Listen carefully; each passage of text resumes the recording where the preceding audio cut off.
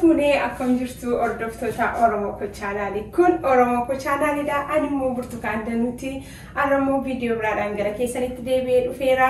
Oromoo Koo chaanaal like, share, subscribe gochuu hin dagatina. Yeroo hundumaayyuu viidiyoon koo akka dafee isin qaqqabu yoo barbaaddan mallattoo qaacilii gubbaa jirtutti yennaa butanii viidiyoon koo dafee akkan hojjedheen akka gara keessanitti dhufu taasisa. Kanaafiyyuu maatiin Oromoo Koo chaanaalii nagaan fayyaan gammachuun jaalalli iddoo jirtanitti isin biraa hin dhibamini. Egaa viidiyoon har'a qabadhee gara keessanitti dhufee cireedhaa fi haala salphaa ta'een waanuma mana keessaa qabnu akkamitti qopheeffannee ciree keenya dhiyeeffannaa isan qabadhee gara keessanitti dhufee garuma hojii isaatiitti darbina anuma faana tura. Kunooti egaa har'a wanti mana keessaa qabu wanti isinii hojjedhee yaadee sanbaduraa ganama kana biddeen ciccitaadha jechuudha. Biddeen ciccitaa garuu kaninanii hojjedhu kanuun biddeenii gossee qopheeffadhee as bira jira. Viidiyoo biddeen akkamittiin gara biyya ormaa gaafa jirru biddeen akkamitti qorfanna jettanii fi biyyaallee biddeen qorfachuun salphaamadha. Asitti garuu baay'ee rakkisaa. Viidiyoon kana irra hojjedhee ovanii keessa gashee akkamitti akkan qopheeffadhee isaa viidiyoo liinkii kana jalqabarran isinii kaa'a liinkii isaa. Kanaafi isarraa ilaaltanii biddeen mana keessan keessatti haala salphaa ta'een qopheessuu dandeessu. Har'a garuu walitti makeen isinii hojjedhaa biddeen gogaadhaa fi biddeen hin gogne isa laafaa jechuudha. Isaan lamaniin walitti qopheeffadha jechuudha. Baay'ee uumamiyaa dhugaa yeroo tokko tokko biddeen isuma gogaa kana duwwaan qopheessaa yeroo tokko tokko immoo biddeen kana lamanii walitti godhee qopheeffadha. Egaa mana keessanii haala garaagaraatiin qopheeffanna hundi keenya akkuma beekamu. Ani haala kana fakkaatuun nan qopheeffadha. An baay'ee natti mi'aayeen nyaadha waanta ta'eef isinis immoo yoo itti gargaaramtanii baay'ee gaarii ta'a jedheetanii warrooti na barbaachisan immoo warrootan as bira kaawwadheedha. Isaaniin tooraan eegan isinitti mee booda gara hojii isaatiitti darbina. Biddeen inni kuni isaa laafaadha jechuudha. Hin gogne inni kuni biddeen gogsee qopheeffadheedha. Ittaanee timaatimiin na barbaachisa. Shunkurtaa akka kanatti muradhee isin shifeessitanii muruu dandeessu. Timaatimis akkuma fedha keessanitti murachuu dandeessu. As biraa dhadhaa qabaa. Asii akkuma isin argitanii zayitii qabaa. Soogiddaadha inni kuni qullubbiif jinjibilaa. Qaariyaan kuni dhumarratti bifa isaatti bareeffachuufidha. Barbarreedha jechuudha. Warroota kanaanii hojii koo ciree koo ganama kana qopheessaa. Kanaafiyyuu anuma faana tura. Kunooti egaa abiddi koo qabateera. Distii koo irra kaawwadhe jechuudha. Amma kanattaanee xiqqoo ishee ani zayitii koonii dursee itti godhadha jechuudha.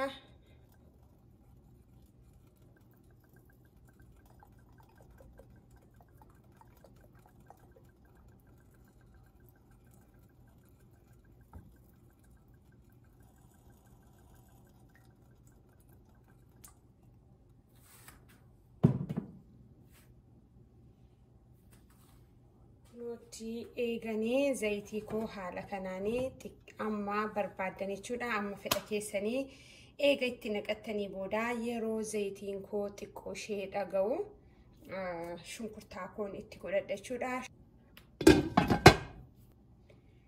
Kanattaansee kan inni itti godhadhu shunkurtaa koon qopheeffadha jechuudha. Saraan jalqabaa isa eegan akkas godhee itti godhadhee booda waan hundumaa ammuma barbaadanii ammuma fedha keessanitti godhachuu dandeessu. Shunkurtii baay'isuu, xinneessuu, timaatimii baay'isuu, xinneessuu hundumti isaayyuu fedhuma keessanii. Yeroo tokko garuu yeroo shunkurtaaf timaatimiin itti baay'atee hojjetamu baay'ee tokko mi'aawaa shunkurtaa koo erga xiqqoo bishaatee booda deebi'een gara keessanitti dhufaa anuma faana tura. Nuti egaa ammas deebi'ee gara keessanitti dhufeera.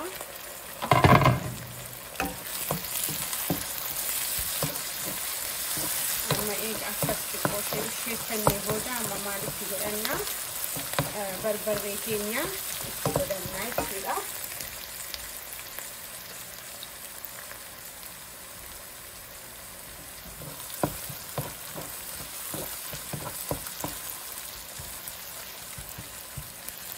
Egaa akkas bisheeffannee booda amma barbarree keenyatti godhannaa. Amma fedha keessanii barbarree namni tokko yeroo baay'ee itti tola, namni tokko immoo ijoolleedhaaf jecha hin xinneessa. Akkuma isinitti toletti itti godhachuu dandeessu. An garuu baay'ee isin baay'isu, baay'ee isin xinneessu. Har'a garuu yeroo xiqqoo hojjedhu yeroo xiqqoo ishee barbarreen itti baay'atu natti tola.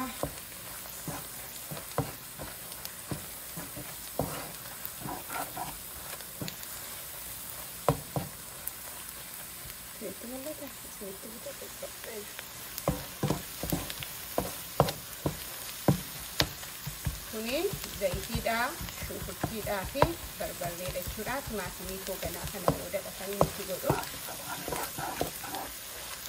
Yeroo baay'ee timaatimiin biyya kanaa baay'ee dafee bishaata. Yeroo tokko immoo timaatimiin keessaa itti quruutti bishaatiin yeroo mul'atu namatti tola. Amma danda'anitti akka akkasnaa ta'uun barbaada.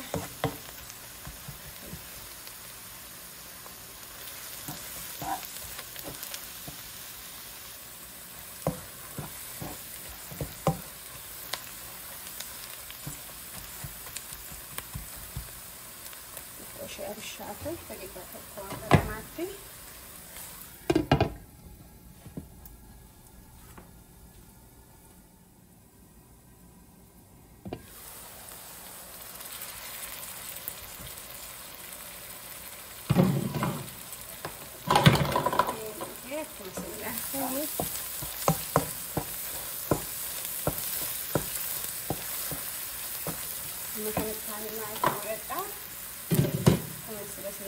Timaatimiin muradhe jechuudha.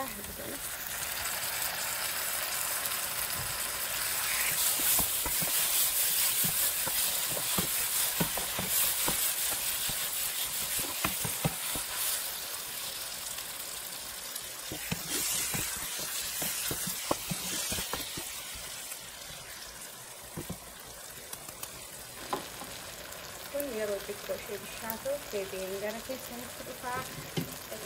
Hanga lamaatti.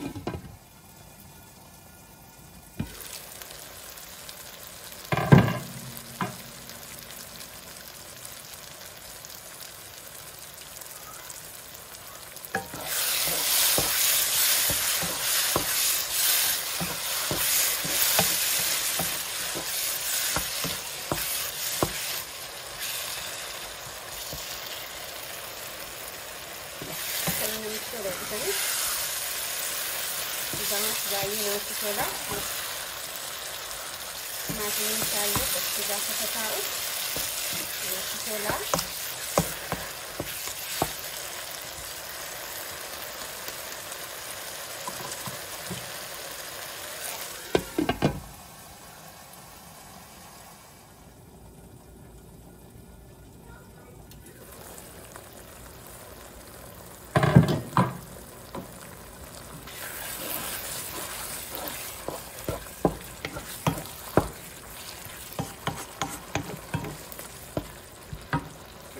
Kanatti maalitti godhadhaa? Qullubbii fi jinjibilaan qopheeffadheen qaba isiniin jedhee shaayii maankiyaa tokko. Akkuma isinitti himee dirqamaa qimamii garaagaraa gargaaramuu waan jiru ani yeroo baay'ee yeroo hundumaan isinitti himaa qullubbii fi jinjibillee ani bakka kana caala waan tokko ittiin godhu yeroo baay'ee yeroo tokko yeroo adda gochuu barbaadu qimamii adda addaatiin waxii hojjedha. Qimamii baay'isuunis laphee keenyaaf gaarii miti hin gorfamu. Kanaafiyyuu jinjibilaaf qullubbii daakamaa isaa yoo qabaattanii gaa'umadha. Yeroo tokko garuu adda gootanii hojjechuuf yeroo barbaaddanii fi viidiyoonii makallashaa hojjedhes komentii koo jalqabaa jala isiniin ka'a. Viidiyoo koo keessa galaatii waa baay'ee argattu. Dirqoosha kanallee biddeen goggogaa kanallee akkamittiin akkanii gossee qopheeffadhe. Ammoo shunkurtaan keenya ittuma fufee bishaataa jira. Xiqqoosee abidda koo humna isaa gadi qabeen jira. Yeroo tokko humna isaa yeroo sardinee waxii keenya bisheeffannu yookaan ittoo keenya bisheeffannu dafee waan bishaate nutti fakkaata. Garuu immoo mi'aawu kanaafi abidda isaa gadi qabdanii suutuma bisheeffachuun immoo gaariidha. Akka gaariitti bishaataa jira.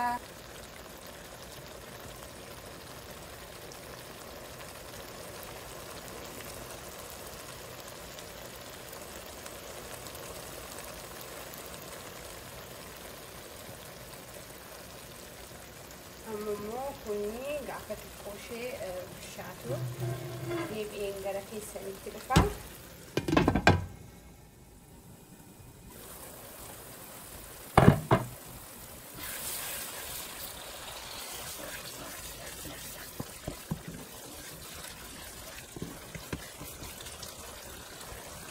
Kan isaanii maalitti godhadha? Soogidda foonii itti godhadha jechuudha. Soogidda foonii itti godha.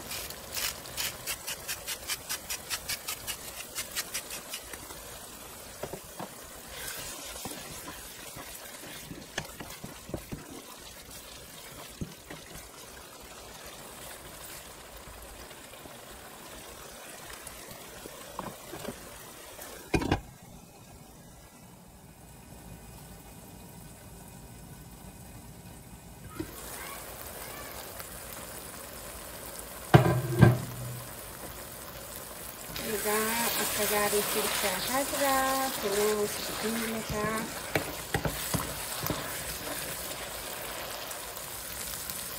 Akkuma isinittimee ammoo fedha keenya bishaan danfaa bukkeedhaa qabna waanta ta'eef bishaan danfaa keenya ani ittiin baay'isu yeroo baay'ee firfiriinii yennaa bishaan isaa baay'atee namatti hin tolu. Kanaafiyyuu filtaamusaa yennaa hojjetannee bareedaadha. Hangama kootiinii furdiseen hojjedha. Isin garuu akka barbaaddanii garuu biddeen ciccitaanii yeroo baay'ee kana caalaa bishaan isaatiif qal'isuu baannee gaariidha. Kuusiitti mul'atu.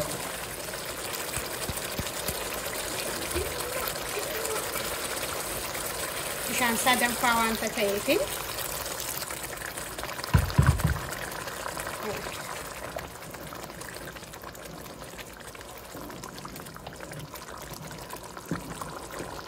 kuni anaaf gahaadha. Isin immoo akka baay'inaa maatii keessaniitti shunkurtaasii timaatimiisii baay'istanii itti qopheeffachuun gaarii ta'a. Kun haala kana fakkaatuun qaqqabaa jira. Garuu osoo soogidda foon ilaala. Mootiin keenya biyyaa gadi fakkisfatanii.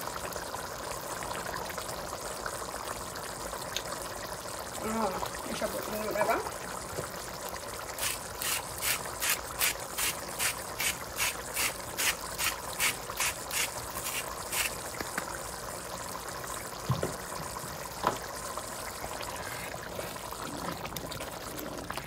Kunironi itu masih ada food yang berarti sedikit lah.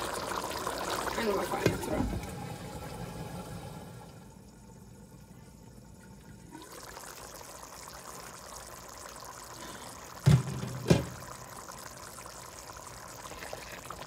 Haala kana fakkaatuun bishaan furfurii koo qaqqabeera.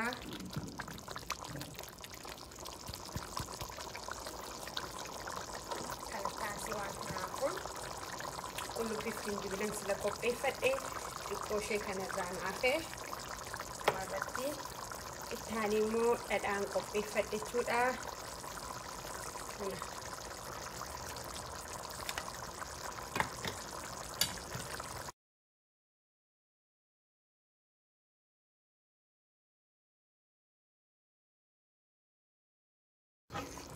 Kan itti urgaa'u isinitti himuu hin danda'u. Nama nyaadhu jedha.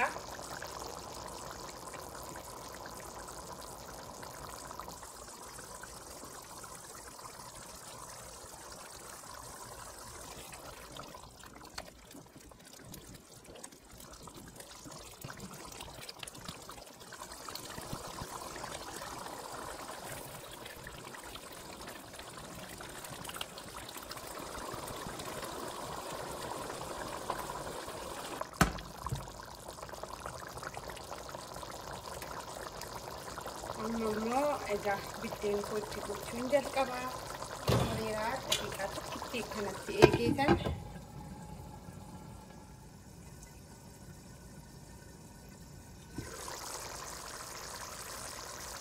Haala kana fakkaatee raawwadhee jechuudha. Amma abidda isaa dhaamseeraa fi qooshe daqiiqaa tokko. Innumti tak yeroo dhaabu maaf biddeen keessan yoo akkuma akkasitti danfaa jirutti biddeen keessan itti gootanii biddeen keessan isin jalaa bukaa jechuudha. Baay'ee laaqama. Akka inni hin laaqamnee fi akka inni bareedee ba'uu fi yeroo dhiyeessinu ijaafis akka tolutti yeroo ijaanii namatti tolu nyaachuun isaas namatti tola jetti haati koo durii.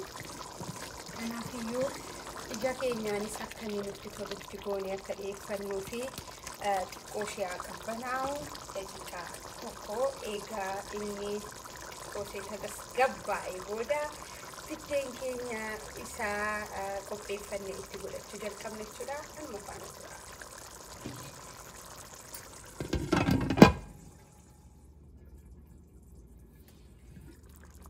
Argitanii erga xiqqoo ishee akkas tasgabbaa'ee booda kunoo dirqoo ishee sansilaa biddeen gogaa qopheeffadhe jechuudha. Isatti gochuun jalqaba.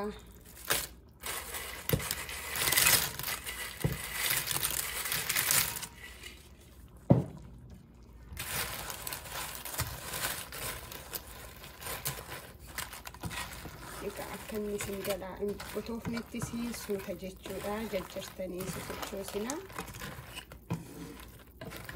Biddeenni gogaan kun kan isinitti himu yeroo ittoo isaa yookaan bishaan isaa kana qopheeffattanii xiqqoo baay'isuu qabdu. Akkasa yeroo biddeen isaa jiidhaa hojjettanii hin ta'u. Inni kun baay'ee ittoo nama jalaa fudhata. Amma kanatti taane biddeen isaan qopheeffadhee isaa jiidhaa jechuudha. Isa hin goggogne isa immoo itti godhadha jechuudha.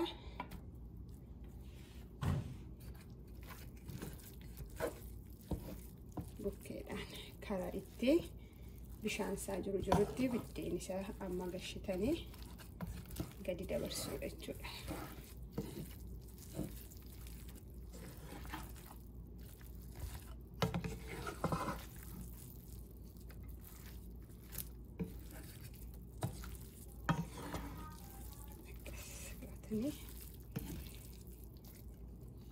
Gara xiqqoo ishee jirutti immoo ammas itti dabalachuudha.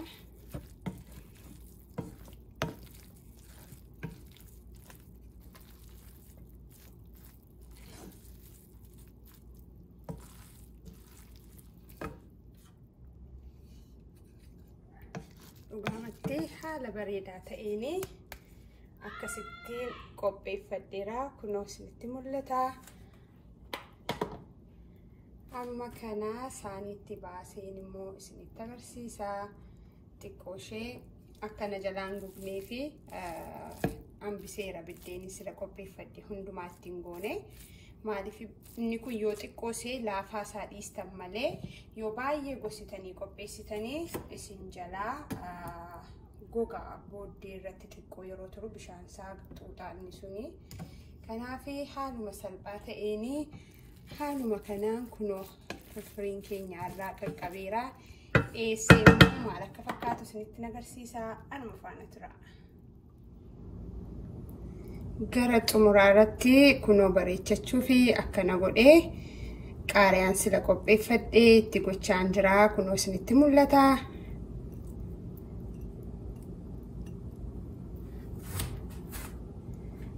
Haala kana fakkaatuun firfiriin keenya qaqqabeera. Haala kanaanii hojjedhaa itti gargaaramaa baay'ee mi'aawaa baay'ee namatti tola.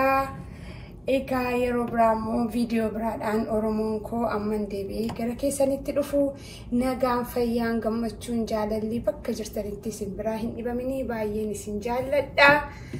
Ani garuu kana nyaachuu fi amma baay'ee jajjareen jira. Egaa nuun gara ciree keenyaatti darbina.